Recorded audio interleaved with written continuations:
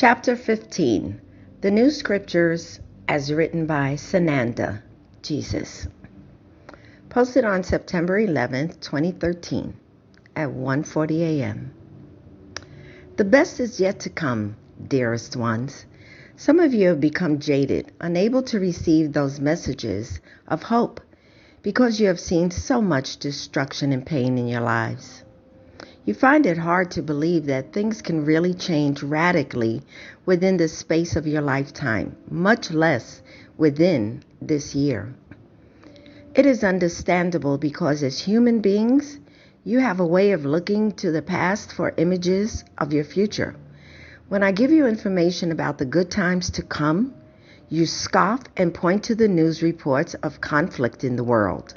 But I assure you, those news reports are focusing on the dwindling numbers of conflicts while avoiding discussion of the massive changes that are taking place. There are many now in your United Nations and beyond who are working to create a global ceasefire in every area of the world where conflicts remain. Relative to just 10 years ago, there are actually very few.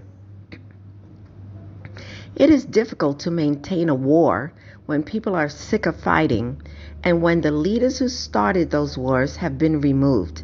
It is not obvious to you yet because you are not the head of the newsrooms where our assignments to the hotspots around the world are made.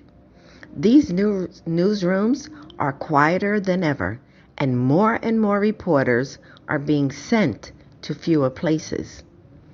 There will have to be a major adjustment in the thinking of those who report the news of the world to allow greater emphasis on the positive developments.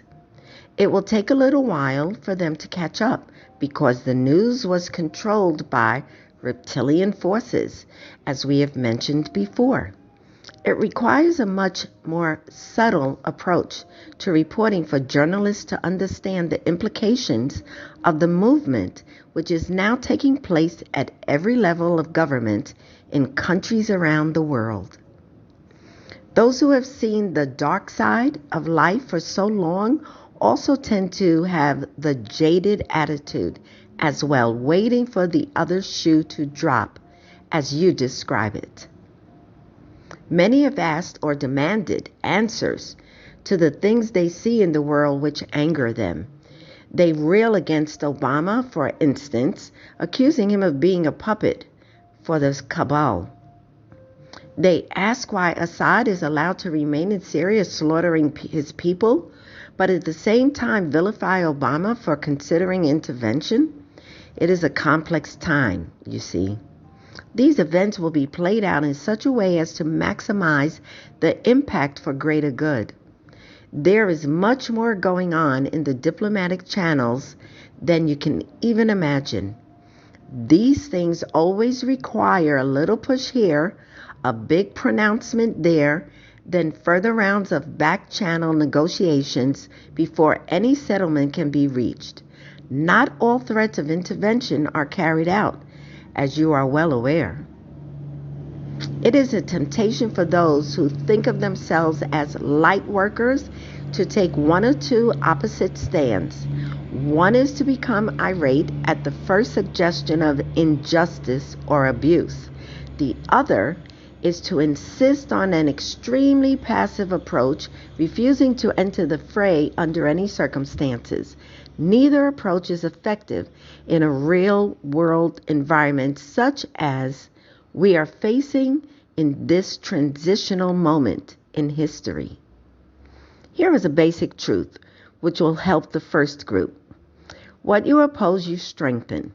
Fighting fire with fire is not generally an effective way to put out a blaze. It is the old, tried and true method which created hundreds of wars on this planet and which is most effective at continuing the fighting. This, of course, was the purpose behind the chest beating and saber rattling of the reptilian race, who benefited greatly from the prophet's code, from the military-industrial money machine. This method has long been known to be contrary to peacemaking, but peacemaking was hardly considered a possibility in the past several thousand years. At the opposite end of the spectrum, the stubborn refusal to defend yourself or your neighbors when you are dealing with people who are completely disconnected from their hearts in an invitation to slaughter. This was the horrid dilemma you faced in the past, which left so many who longed for peace frustrated and sometimes blaming those who insisted on defending others who were under attack. It was the terrible moral conflict the world faced in World War II when it became necessary to rescue the Jews from annihilation. Unfortunately, the Dark Ones instigated the war and then used it as an excuse for arming everyone on this planet. You see, there is no simplistic rule for resolving conflict when there are players on the stage who have no moral compass. Fortunately, we are confident that those who are left on the world stage now do have a connection to their hearts. However slim that connection might be. They will respond to the appeals for calm, for peaceful negotiations, and for worldwide armistice because they are feeling the pressure to do so.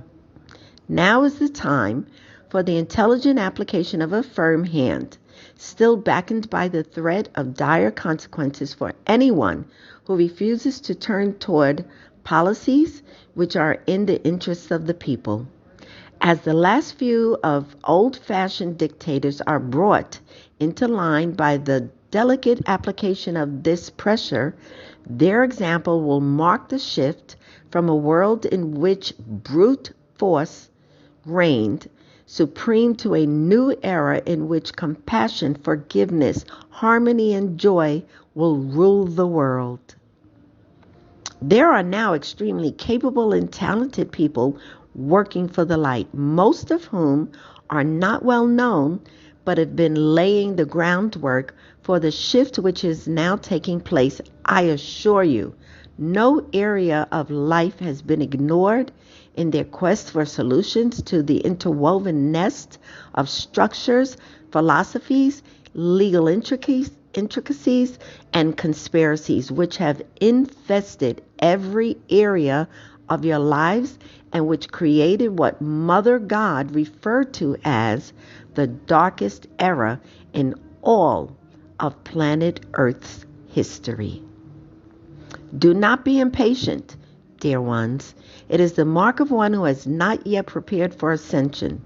Look to your inner feelings to make contact now with the knowledge you carry in your heart of why you are here now and what your contribution will be to the uplifting of every soul. Turn away from those whose manner of discourse includes accusations, slander, judgment, and an attitude of negativity. Killjoys and naysayers do not build anything worthwhile. They only tear down what others build. This is the dark still echoing through the halls from earlier times, even if those earlier times were last week. Say to yourselves with a chuckle, whenever you hear those negative rants, oh, that's so 2021. Yes, we are often tickled by your slang. Ashtar is especially fond of such statements. We do observe your forms of speech, your habits of dress, and your shifting tastes within. Saint Germain is especially good at playful drama, which includes period habits and speech, as you might expect from the one who wrote Shakespeare's plays. We also are fond of using your music lyrics to get messages across to you. If you suddenly hear a tune playing in your head, one you did not think of beforehand, it is always a message from someone in higher dimensions trying to reach you. We study your forms of communication so that we can make it easier for you to hear us.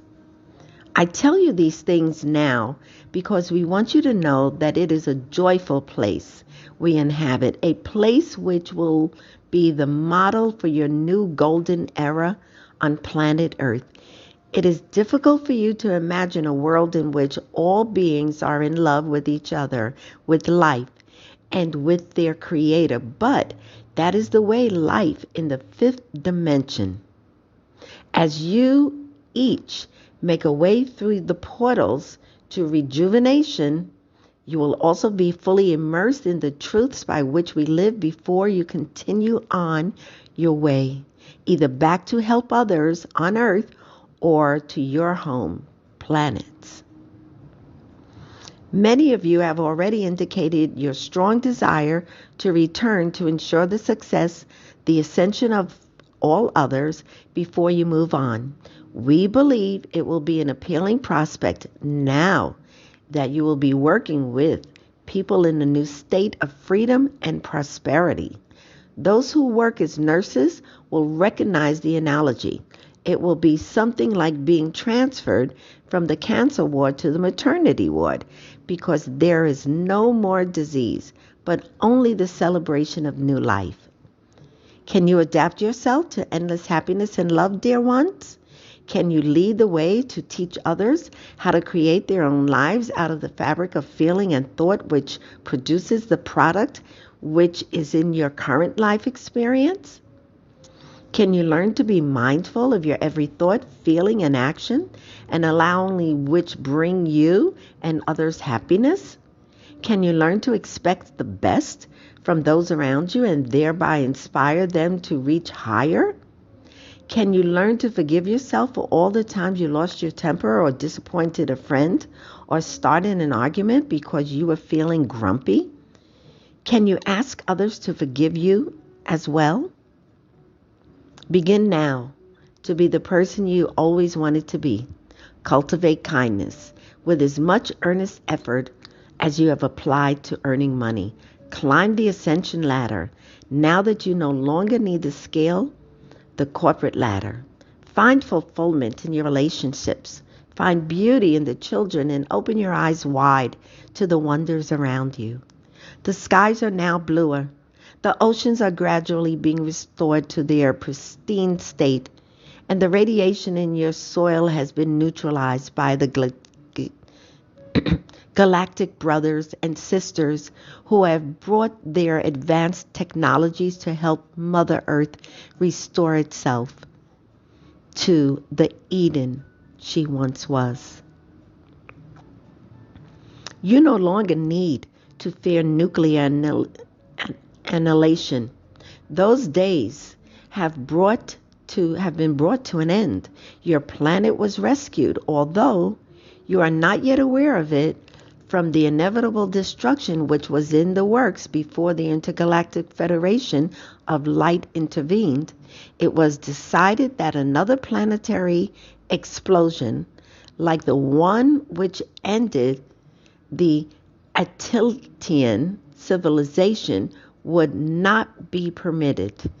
It is not simply a matter of rescuing human mankind. Nuclear holocaust is a cosmic event which was considered too disastrous to endure for the rest of the universe, and so your star brothers and sisters stepped in to prevent what was recognized as the inevitable end game of the reptilian occupation.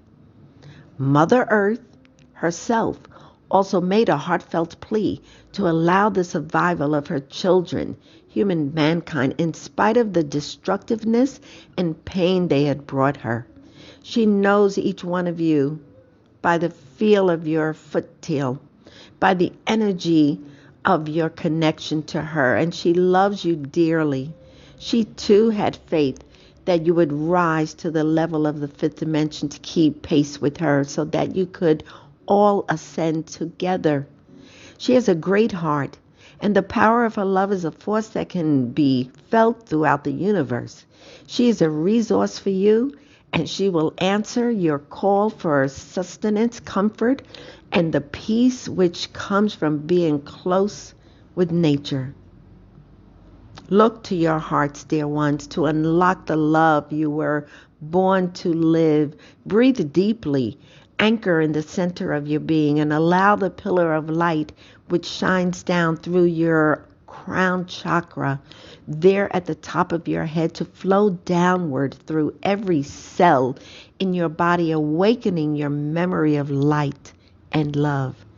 Reach upward to connect with your higher self, the one who knows me as a close and loving family, friend, or brother. Your higher self knows the truth of my words, lives in the atmosphere of joy and camaraderie, and knows the promise of happiness just ahead. Your higher self will be your trusted guide through this coming shift. Call on this wise and experienced part of yourself, the one who knows everything about your history, your hidden talent, and your extensive resources. Your higher self is an expert at forgiveness, joy, and unending love, and is your link to all that is. Reach up, join hands with the soul you are, and you will find God there. For in your essence, you are God, as I am. I am your brother. I am your friend. I am you, and you are me. We are one. Sananda Jesus. Transcribed by Catherine E. May, September 10, 2013, 12 p.m. www.honeedslight.org.